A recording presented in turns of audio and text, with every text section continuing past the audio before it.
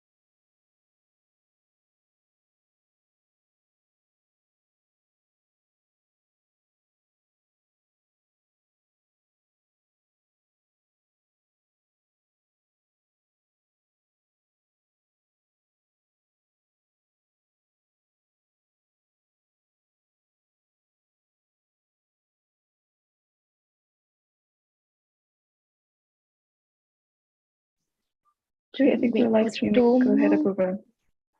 Yeah, I think it's working.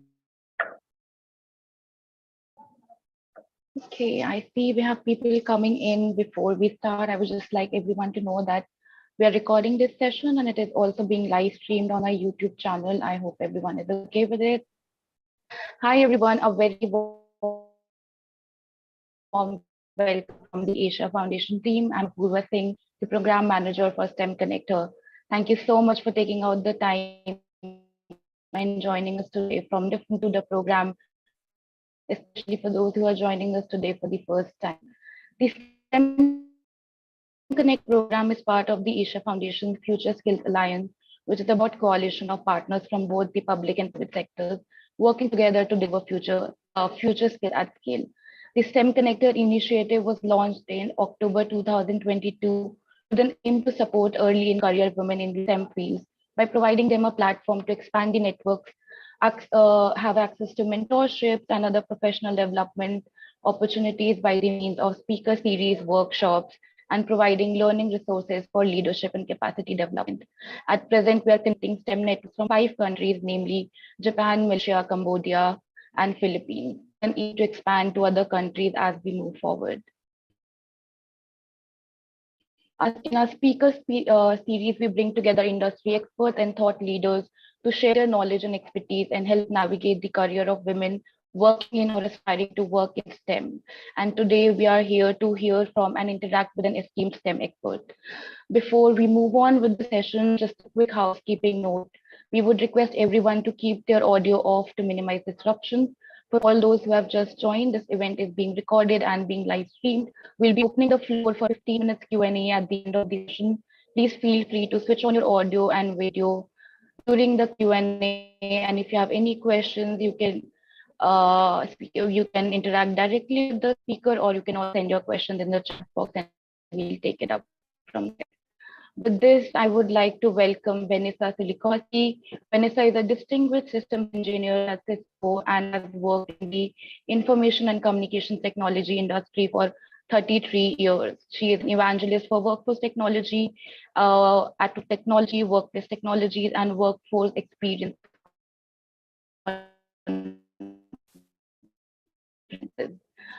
For the Asia Pacific region. She has presented at Global Tech Women and at other females in IT and technology events, and is also currently a mentor for young women in the field. Vanessa, thank you so much for joining us today. Over to you. Thank you. Thank you. Everybody can see my slides? All good? Yes. Excellent. So great to get a chance to chat to you today. I've been working as an engineer at Cisco for nearly 23 years now.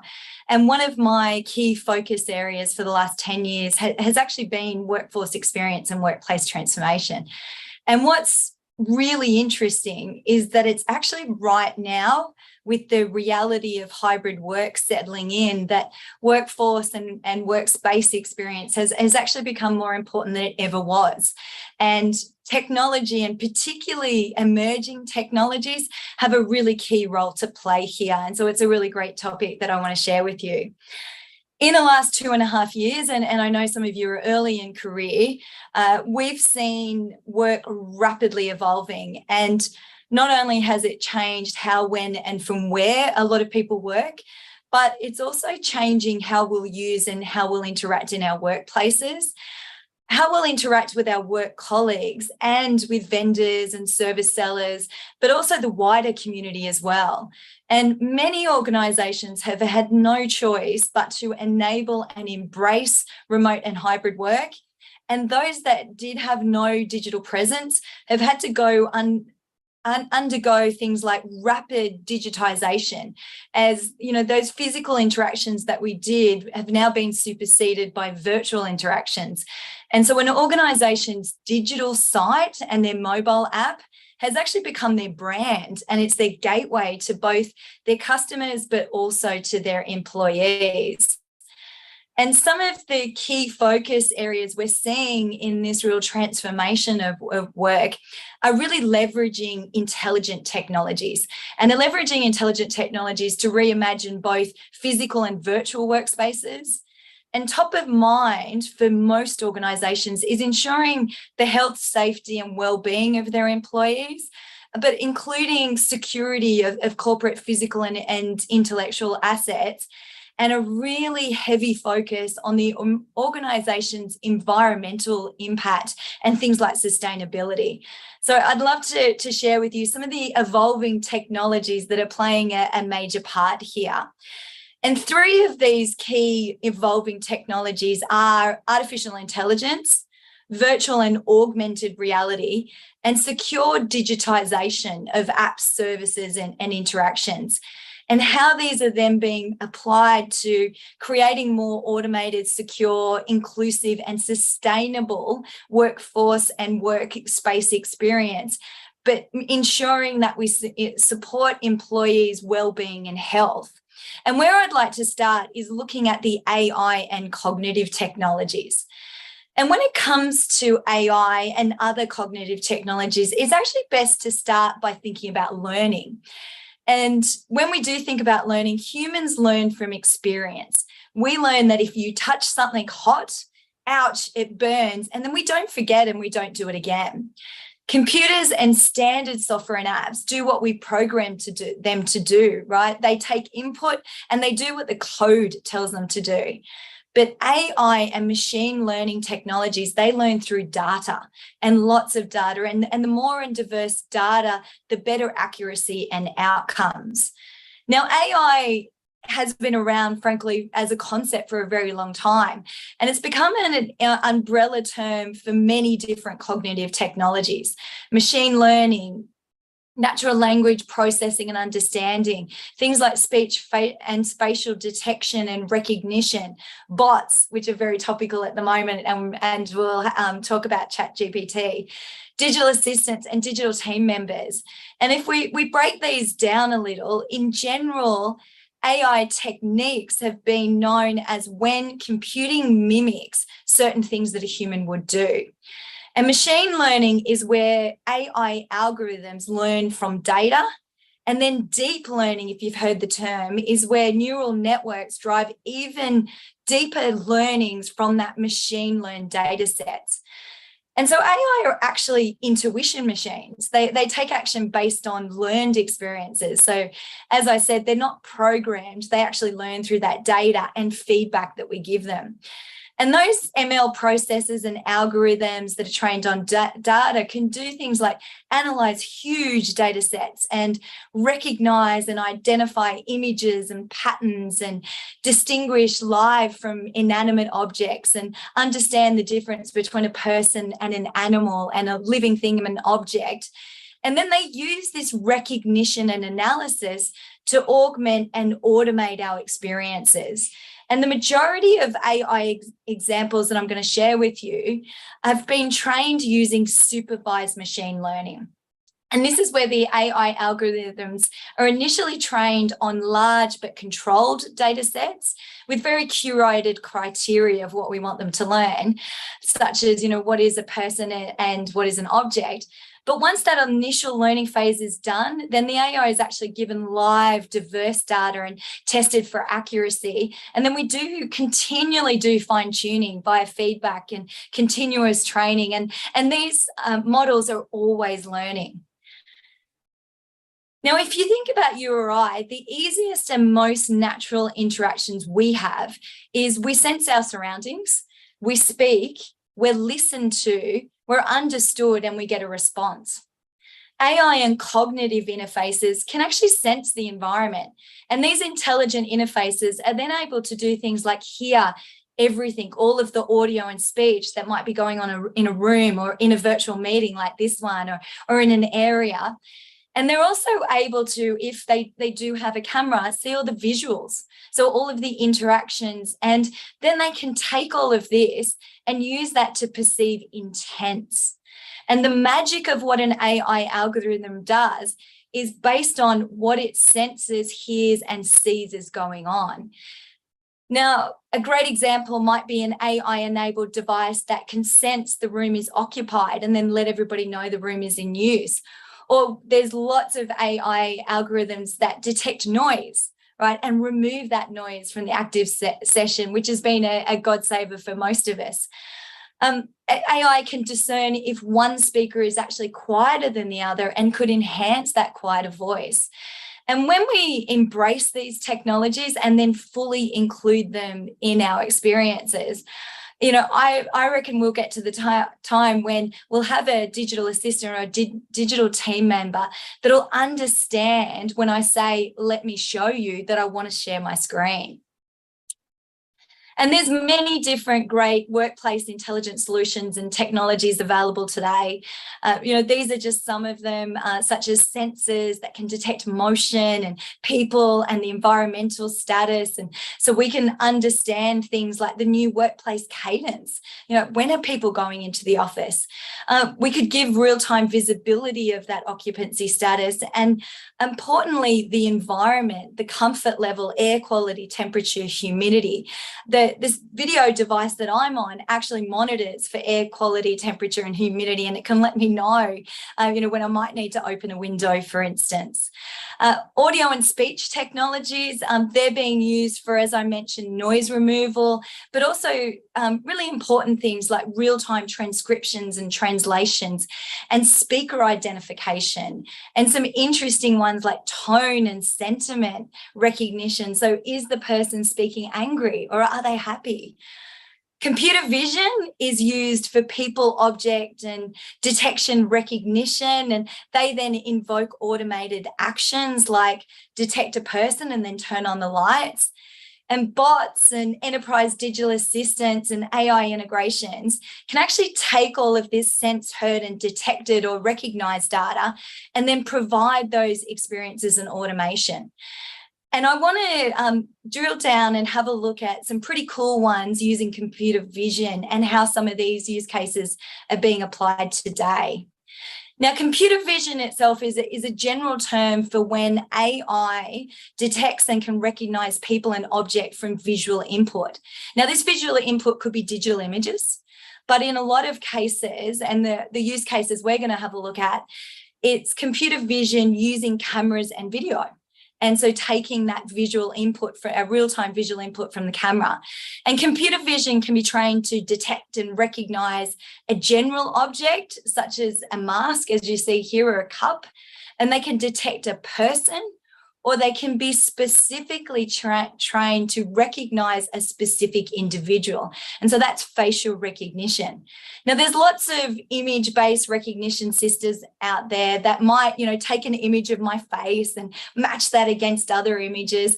But even I, who really believes in this technology, does not really like the idea of my images being matched against something found in the cloud.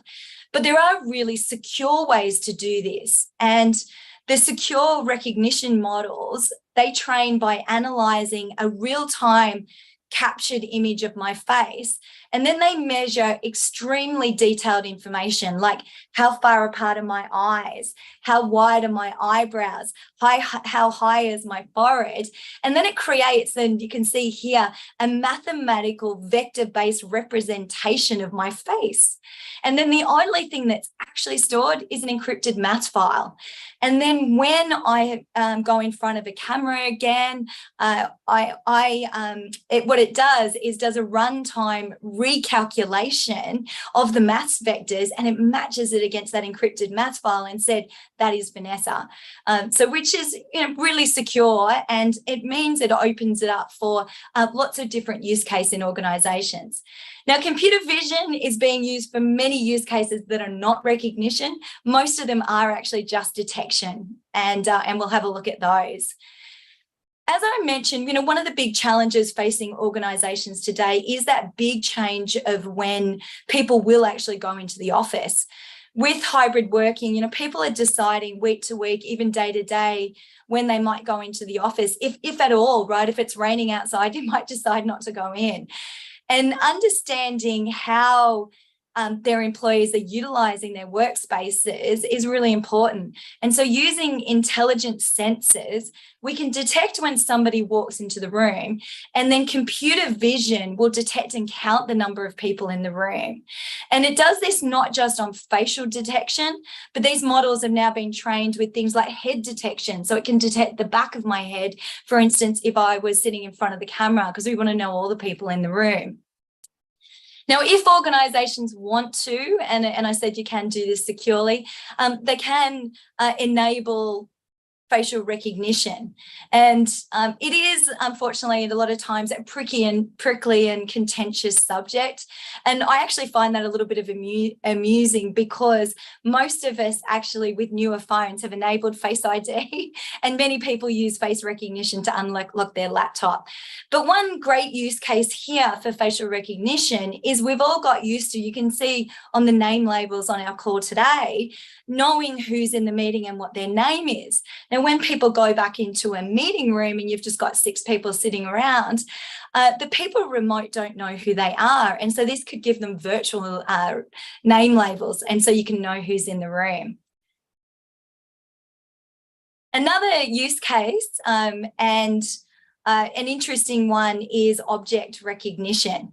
And so we can train the model to detect chairs in a room or cups on the table. And here we're training the system to accurately recognize coffee cups. Now, why this is interesting is once we've done that object recognition, we can use it for room interpretation. So we can see that a meeting room is booked for 6 people, but there's only 3 chairs in there because somebody might have pulled the chairs out to use in another room. Or the coffee cups left over on a table from the previous meeting, we could then interpret that the room is dirty, and we could alert someone to come and clean the room before the next meeting. Now, another interesting one is gesture recognition, a technology capability that saw wide adoption during remote working was the use of reactions, right? We've all used reactions. One of the downsides of reactions is that sometimes by the time you fumble around and find the right reaction that you want to use, the moment might have passed. But with gesture recognition systems, it will actually instantly recognize your natural reaction. So when I go thumbs up or clap my hands or raise my hand, that'll be instantly sent to everyone. So which I think is pretty cool. Now, it is bots and the digital enterprise assistants that will take all of this intelligent detection and recognition, and it doesn't need to be real-time video data. It could be images, right? It could be content we're sending in messages, content we're putting in spaces and channels. And then it's going to take all of that data and then analyze it and automate it. Something like, automatically creating a summary of our meeting, all the keywords that it hears. And I believe eventually we'll all have digital team members that'll be key parts of our teams. And when we leverage all of these intelligent technologies, It takes instant input from many different data sources and sensors that we have in our workplaces, in our virtual environment. And it's this intelligent technology that's actually going to activate and automate our workplaces and can create a workplace that'll sense you, it'll perceive your needs, and then adapt accordingly. Now, the next piece, so when we connect the physical and the virtual, then we get intelligent virtual technologies like the metaverse. And the metaverse leverages virtual reality technology, but we also have things like augmented reality. Now, with virtual reality, you use a VR headset like one I have here, and you only see what is displayed inside the headset. So you're actually fully immersed. But with augmented reality, it's the real physical world, but with a digital overlay. And this is either done with clear glasses or via an app is pretty popular. And when most people think about virtual reality, they automatically associate that with the metaverse. And a good definition of a metaverse is where people interact with others in a virtual reality space. And this metaverse does attempt to replicate a representation of the real world in a virtual setting. And lots of organizations have been building out complex metaverses. You know, the most well-known is Facebook. And it's actually one of the reasons with this big shift to metaverses that they rebranded to Meta. Alibaba is another popular one in our region. Microsoft is also building out their metaverse.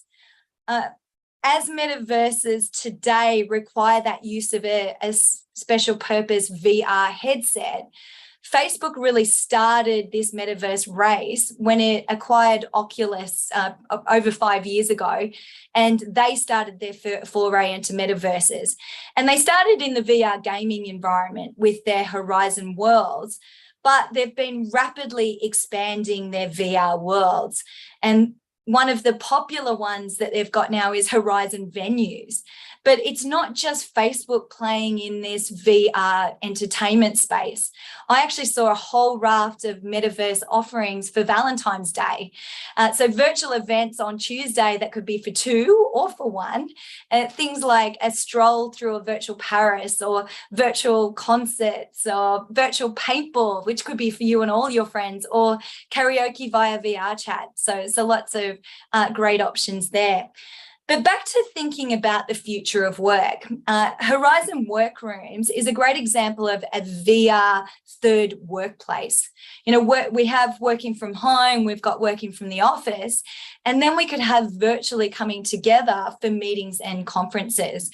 And in this world that we live in today, you may never actually meet your manager or some of your teammates in real life. So we really do start to need to be making connections in different ways. Now, it's actually augmented reality that will most likely impact the future of work more in the shorter term. And it's actually predicted that this will grow to a $50 billion industry just in the next 12 months. And there's some really interesting AR use cases. One example is the Apple Store in Cupertino. And this is actually right next to their famous Apple spaceship campus. And they've got a really interesting augmented reality demonstration when you go into the Apple Store. So there's actually a wooden model of that spaceship campus.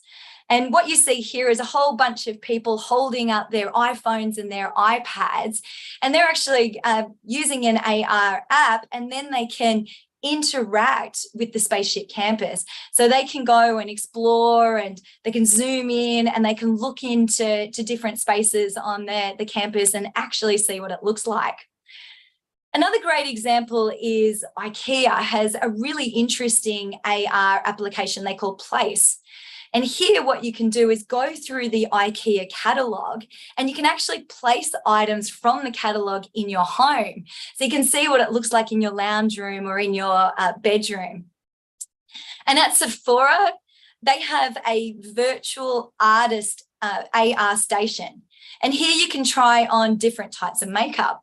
And what it will do, it takes that image of your face and the real-time image, and it overlays the shades and colors onto your face so you can see what it will look like. And it means that you don't have to try using a tester that might have been used by somebody else. Now, Google has also launched a service, which is Google I/O, and they're using Google Glass for translations here. And this is really great for inclusivity, as it's real-time language translation. Now, we've got great technology that's been available to do real-time translations on our virtual meetings like this. But this is for the physical interactions. So if somebody speaks to you in another language when you meet them face to face, it could translate that to the native language, and it actually writes it just on the inside of your glasses. Now, a really big area is global wellness technology, and it's estimated that the global wellness technology market is going to be worth $1.5 trillion, and it's going to have an annual growth of 5 to 10%. And there are so many wellness and mindful wearables and apps. You know, we have iWatch. I've got iWatch. I've got a Fitbit I wear at nighttime too. Garmin's, Aura rings, health apps. I've got quite a few health apps. Some I use, some I don't. And here, Lululemon is actually using AR in their mirror solution to provide a virtual trainer. So you can choose the type of personal training session that you would like, and you can see yourself interacting with the virtual trainer. And this one's a really cool one. Another whole side of that industry is virtual technology enabled diagnosis and therapy. And here, Complete Anatomy are using augmented reality for physiotherapy purposes. And so if you've got a shoulder injury, for instance, it'll be able to, in real life, determine how high you can actually move your arm. And then the physiotherapist can use that AI to measure that range. And then when you do your rehabilitation and therapeutic exercises, the physio can then measure if your range is actually getting better. Now, some of the AR technologies that we're actually experimenting with at Cisco, you'll all be familiar with maps, and we've got things like sensors that give us real-time visibility of available space. But not only now could I get real-time visibility of available space and the wayfinding guidance to get there, but via these extended reality and augmentation, it could actually show me not just the path, but all the things that are around me on the way there. So I've got an ETA of 2 minutes to the room, but I've got the coffee machine or the bathrooms on the way. And so I can decide if I've got time to make a pit stop to either. And another really cool one is holographic meetings. And so we're bringing together all of these different intelligent technologies, and we're actually mixing both VR and AR, and we're creating immersive 3D, both human and 3D content interaction as well.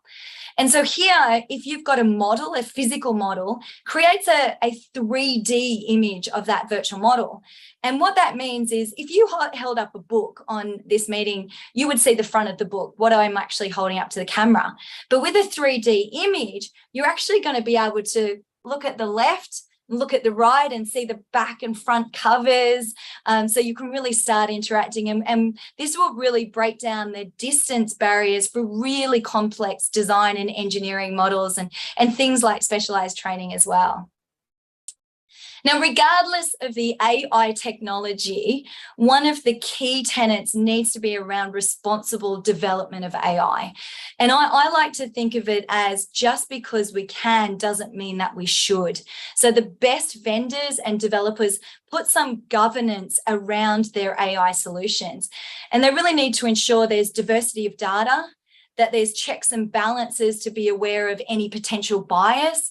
They need to address any privacy and security issues. And when all of these things are carefully considered and included, then I think the sky's the limit for AI technology. Now, changing gears a little, the pandemic changed how we interact with organisations for goods and service, but it also changed how we interact personally. And what was physical became virtual. And as I mentioned before, organisations had no choice but to digitise. And companies have actually accelerated their digitization of their customer and supply chain interactions from what would have been 3 to 5 years, in relatively really short time, 6 to 12 months. And the most successful are those that have mastered their online presence and use things like search engine re-engineering and social and digital marketing, and their brand really is how they're perceived online. And when it comes to digital interactions, the most successful organizations actually will have a simple to use, really easy, intuitive app. Their app experience will really become their brand. And they also need to offer different ways to communicate to them. And this will be via lots of different digital channels that people may actually prefer. So this opens up lots of opportunity in things like app engineering, UX design, and importantly, security. As all of us now connect from anywhere, right? We may be at home, we may be on the go, we may be in an office, and we switch between these different locations and different modes in a single day, maybe in the same hour. There is actually no longer any clear security perimeter. The new edge is really your app or your site or a user's device. And so cybersecurity is actually one of the highest priority for most organizations. And at Cisco, we actually have threat detection services for our customers. And an interesting thing about these is they're detecting up to 1.4 million new cybersecurity unique threats every day. And so security really needs to be across every layer of technology. So the devices, the apps, the site, the network, so that people can have peace of mind and secure access to applications and over any network, anywhere that they connect, and really be able to have that seamless transition between one site and another. So from home to mobile to back into an office. Now, the last focus area that most CEOs are really concerned about now is sustainability. And many organizations are implementing sustainability-focused teams. They've got sustainability officers, and they're concerned not just with the environmental impact of their organization, but they're also concerned with the fact that most of us that are environmentally conscious, that top talent are demanding that the organization they work for really has a robust sustainability agenda. And when they're determining their ESG or their sustainability metrics, there are some key things that they consider, and you can see some of these here: energy consumptions, so network, devices, heating and cooling. Now, what's interesting, and this is a new one that I've been hearing quite often, is that we were concerned with the heating and cooling in offices and at manufacturing sites and at all those big physical environments, but we also need to be concerned with heating and cooling of people working from home. So if we've got 5,000 people working at home, that is 5,000 heating and cooling systems instead of just being concerned with one large office one.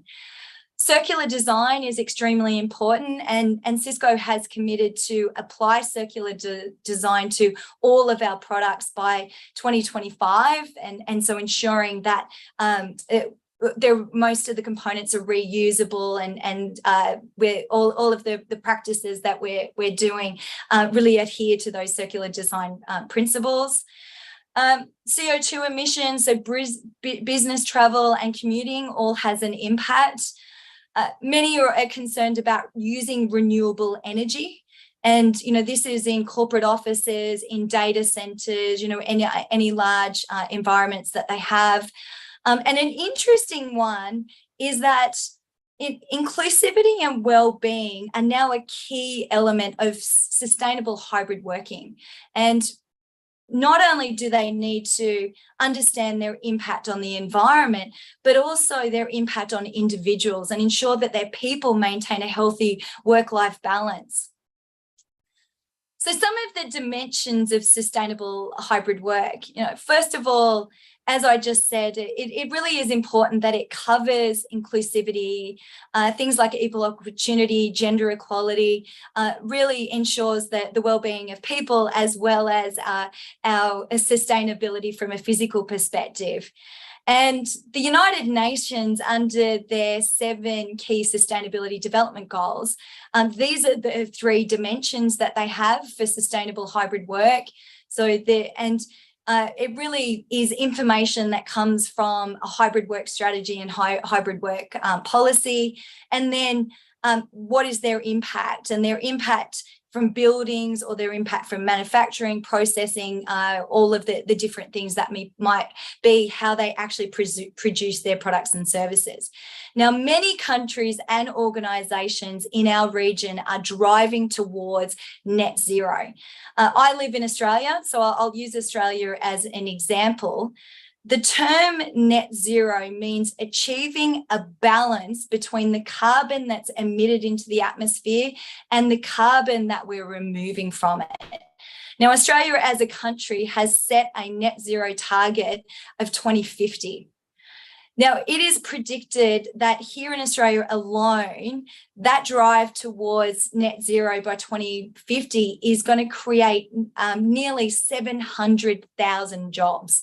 And so if we think of that across our wider Asia Pacific region and the countries that you all live in, the amount of jobs that this will create is just massive.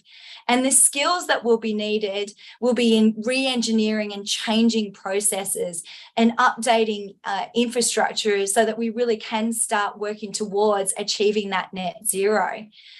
The current processes and technology that most organisations use today will definitely not be enough to meet any 2050 net zero targets. And the tech industry itself really only accounts for about 2% of the global emissions, but it's actually technology solutions that are going to be key to tackling that 98% of processes and infrastructure that does need to change. And a great example of creating a sustainable hybrid workplace is the Unisphere. And this is the new head office of a pharmaceutical company, United Therapeutics. And they actually built out the world's largest commercial net zero building. Now, they did have to work through a lot of government regulations because some of the things that they wanted to do had never been done before. And there wasn't regulations that would allow them to do some of these things that you'll see they did. Now, the building itself is 135 square feet, and it has over 3,000 solar panels that are spread across the entire building. Now, this generates 1 megawatt of power a day. Now, this is roughly enough electricity for the energy demand of 750 homes. So they're generating the power that we could use to power 750 phones. Now, they also have a central swimming pool in the main foyer, and this is actually to soak up extra heat in the summer. But they also use it for evaporation to cool that part of the building. Now, they've got windows that will darken in the heat of the day. And so as the day heats up, the windows will polarize to block out that extra heat. But also in summer, if it detects that the ambient temperature outside is less than the temperature inside, so if it's a cooler day, then the windows will automatically open to bring the temperature inside down. Now, one of the really interesting pieces of what they've done is they created 52 geo-wells. So they dug these wells 500 feet down into the ground. And when you go down that far in the ground, the temperature is actually constant. So even in the middle of winter, when it's quite cold, when you go down that far, you'll find it's warmer than at ground level. And when it's really hot in summer up at ground level, it's going to be cooler down below, and it's a consistent temperature all year round. So they pump water down into the ground to cool it off. And this really adds to the efficiency of their water cooling system. And it was one of the things that they really had to get approval to do. And I think it's really cool. Now, they actually have an energy wheel in the foyer, and it's a set of mirrored lights. And so when you look at it, when the lights are shining outwards, it indicates that the building is actually making energy. When they shine inwards, it's letting them know that the building is actually using energy. And so it's a visual cue that they use to know if they're making or consuming energy. Now, Cisco, we're driving towards net zero by 2040 internally. So we've got lots of people working on it. One of the great examples is one of the products that I actually work on, which is the room bar. And there's a lot of engineering that went in to ensure the minimal impact on the environment from this product. They use circular design, and so as many of the parts are recyclable as possible. They've got 15% fewer components. The mounting is lighter, so a lot less materials than previously. The packaging is all cardboard, so we've moved away from that foam packaging, and it's actually more compact. And what this does is saves a lot of space. And so we can fit so many more on one shipping pallet that will then be shipped around to warehouses and different places. Now, it also has sensors built in to detect people in a room. And so it instantly adapt the room temperature because it can be connected into the building systems. And it goes into standby mode when it's not being used. So it's a very sustainable product. Now, as we look further into the future and the future of work, these evolving technologies and the impact, and Sephora, yeah, I'll get to the end one so we can have a few questions. We're actually going to continue to expand, and what you'll see is there'll be a lot more industry focus on the use of evolving technologies, in particular in some of the areas that we looked at. And it's actually a lot of the intelligent technologies today have really been focused on the bottom layer of the stack that you see here. So automating data-driven and transactional tasks. But what we're seeing now is it's moving on to strategic thinking. And this is going to be some really interesting future of work policies. And I actually believe one day I'm going to walk into the office and it's going to know who I am and my schedule and who I'm meeting with and who's in the office. And what it's going to do is find the most appropriate space for me to use. It's going to find the one that, potentially is the most energy efficient. So the one that's probably not on the sun side of the building. It's going to instantly connect us and so save power. So when the meeting starts.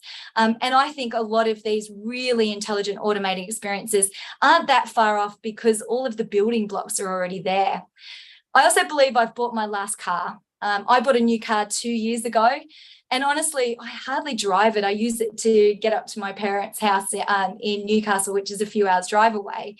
I believe that as autonomous vehicles get better, this will be the sort of thing that I will do. Google here is trialing Waymo, which is autonomous driving in Silicon Valley as a taxi service. So I think we'll have them eventually before I need to buy my next car anyway. So where I wanted to get to, and a really topical one at the moment, is ChatGPT. Now, if you didn't know, the GPT piece stands for generative pre-trained, so that's supervised pre-trained transformer. Now, it's actually an AI model that was created by the San Francisco-based OpenAI. And what it does is converses with a person via text and generates a wide range of content upon request. Now, generative AI is one of the biggest trends in technology right now. And ChatGPT itself is only really interesting because it's public available and we can all play with it. But there's lots of other generative AI projects out there, and Google's just launched their Bard, and Meta's got some, and Microsoft's got a controlling interest in OpenAI. And there's lots of universities and startups that are creating this great generative AI. Now, ChatGPT and any of these really take user skill to realize its full potential. In fact, all of the generative AI tools need skillful inputs for the maximum effect to come through. And so a brand new skill is prompt engineering. And this is the art and science of knowing how to talk to an AI tool. Now, prompt engineering, I think, is going to be a real new specialty, and it's an interesting one for some of you to maybe consider in the future. And to give you an example, I asked ChatGPT to explain Romeo and Juliet. And it gave me a very good summary of the play, but not what I was looking for. And what I was looking for was actually themes that it explores. So I asked a different question. I said, okay, why was Romeo and Juliet a tragedy? And it gave me a good response. And it said, the deaths of Romeo and Juliet were due to the consequences of forbidden love. But then I asked a completely different question. I said, okay, what was the subtext of Romeo and Juliet? And then I started to actually get the responses I was looking for, which was constraints of society norms and the tragedy of youth and destructive power of feuds and the power of love. Now, the last thing I want to leave you, because we do want to open for questions, is that when it comes to the jobs of the future, yes, they'll be based on this evolving technology, but most of them don't even exist yet. And when we think about wellness and sustainability, there's going to be jobs like digital rehabilitation counsellors or virtual collateral organisers. And we know with the AR and VR, virtual surgeons and fusionists with the sustainability goals. And so these jobs haven't been invented. I can tell you one thing, that technology and evolving technologies are going to be a key part of every industry going forward, and any job that you really have going forward as well. And I will stop sharing there so we can open up for questions. Thank you so much, Vanessa. I'm sorry you had to cut short because no, that's all right. I knew I was going to get really excited about the topic. So this was really very enlightening, especially to know about the growing focus of the organizations on making AI sustainable, the work done by different organizations to reach the net zero target, and how influencing and is going to further influence the future work and skills and technologies that you talked about. Thank you so much for that. I'll open the floor for questions. You can unmute yourself and ask the questions. If you have any, you can also put it on the chat box and we'll take it up from there.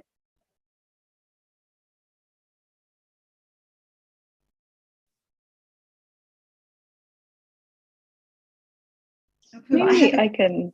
Oh, go ahead, Sandy. I was going to say.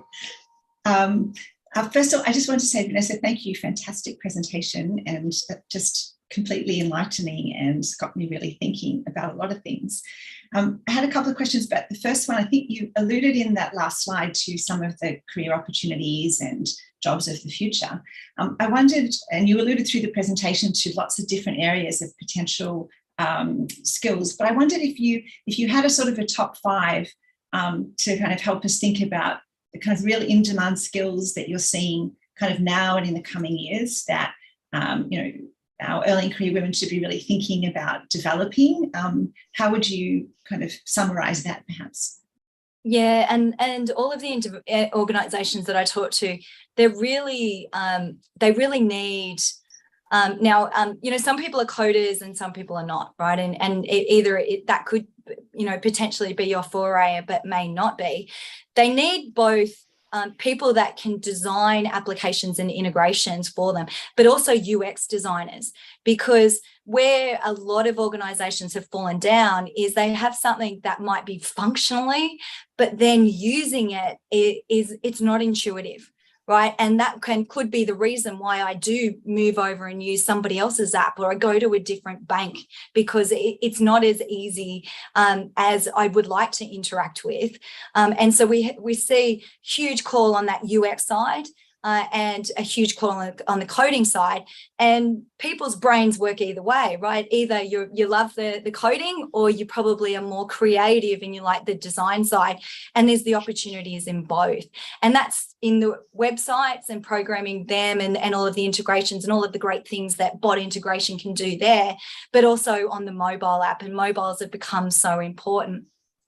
With sustainability, I think we've got two areas there too. We've got the engineer minds that will have to redesign infrastructure, but then we've got the creative thinkers that will rethink processes. Could we actually do it a better way?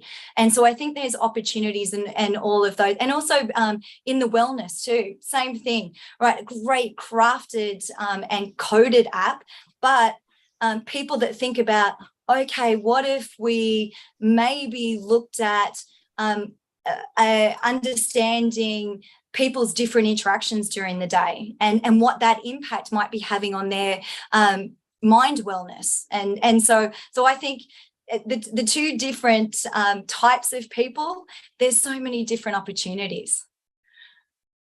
Thanks.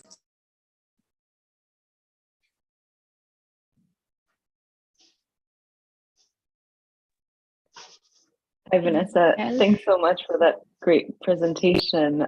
My question was just, I wanted to get your thoughts on, what's been happening in the tech industry lately with the layoffs and everything. I guess I just wanted to know if you had, you kind of gone over this in your presentation about some skills, but what do you think would be kind of like steps that we can take to kind of insulate from some of these layoffs, especially like just in the near future? Yeah, and look, the great thing now is there's access to so much online training, and I think, and that, as I was showing, as we go up the stack on what intelligent technologies are going to do, everybody does need to do retraining, right? I have to train myself all the time as well.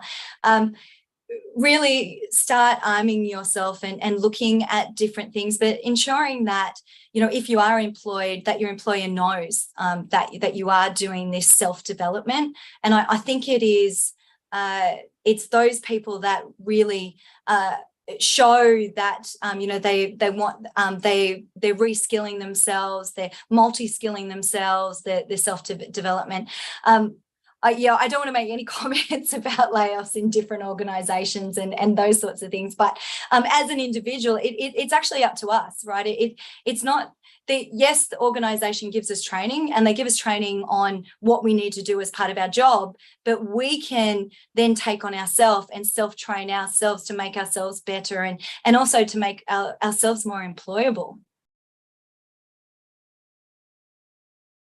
I see Sandy put in a question about the diversity of AI.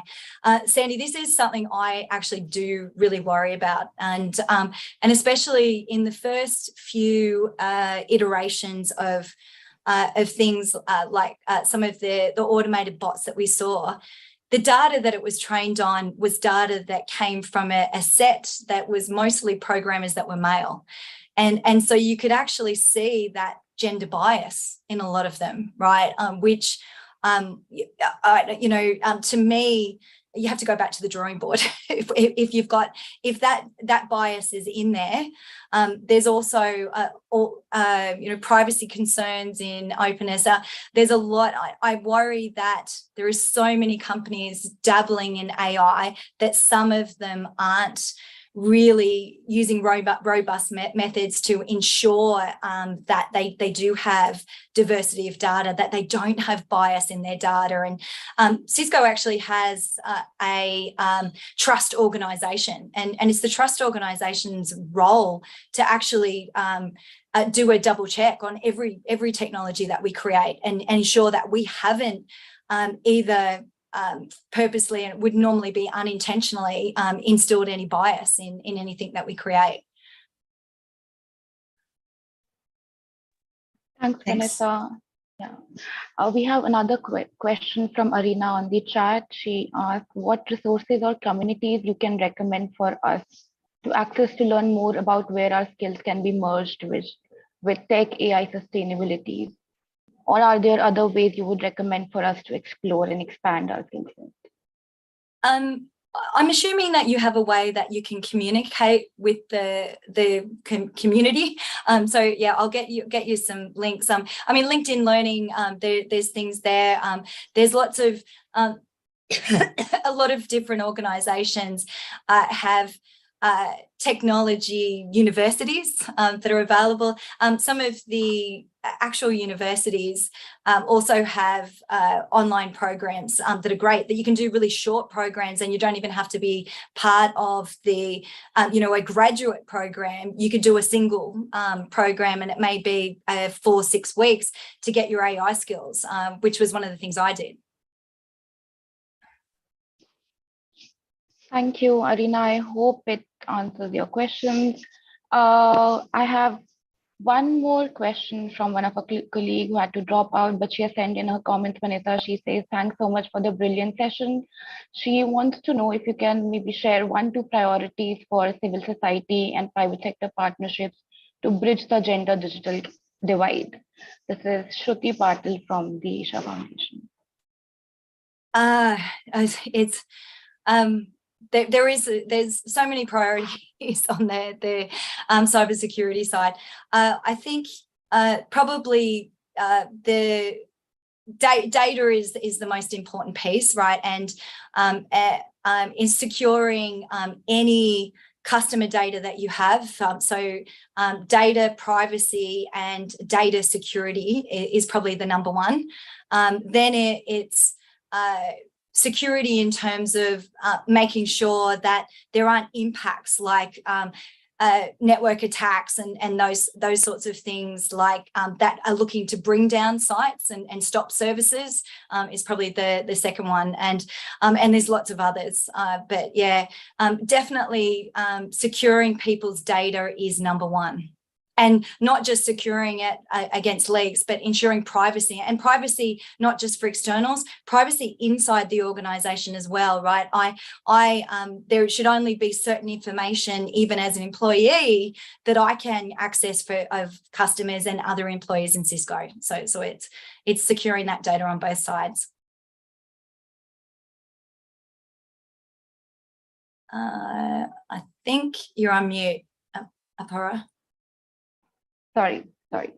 Thanks so much, Vanessa. I don't see any other questions, but we would still encourage people who still have any questions or any feedback, they can put in the chat box or email it to us.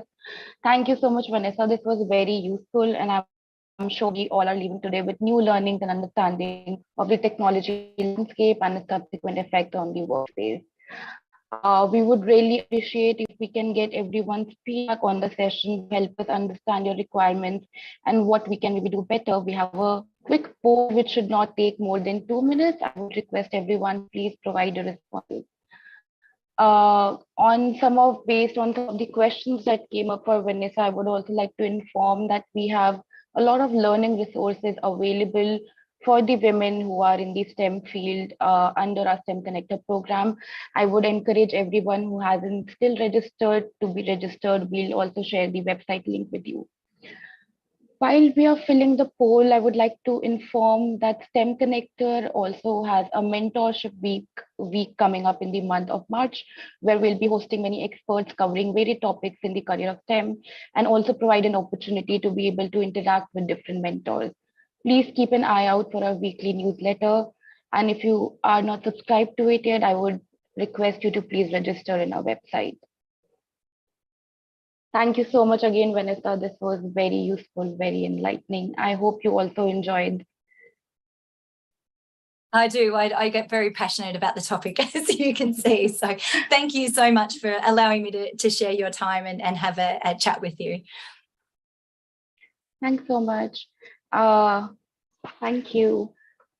I would request everyone to fill the poll and hope to see you all very soon in our next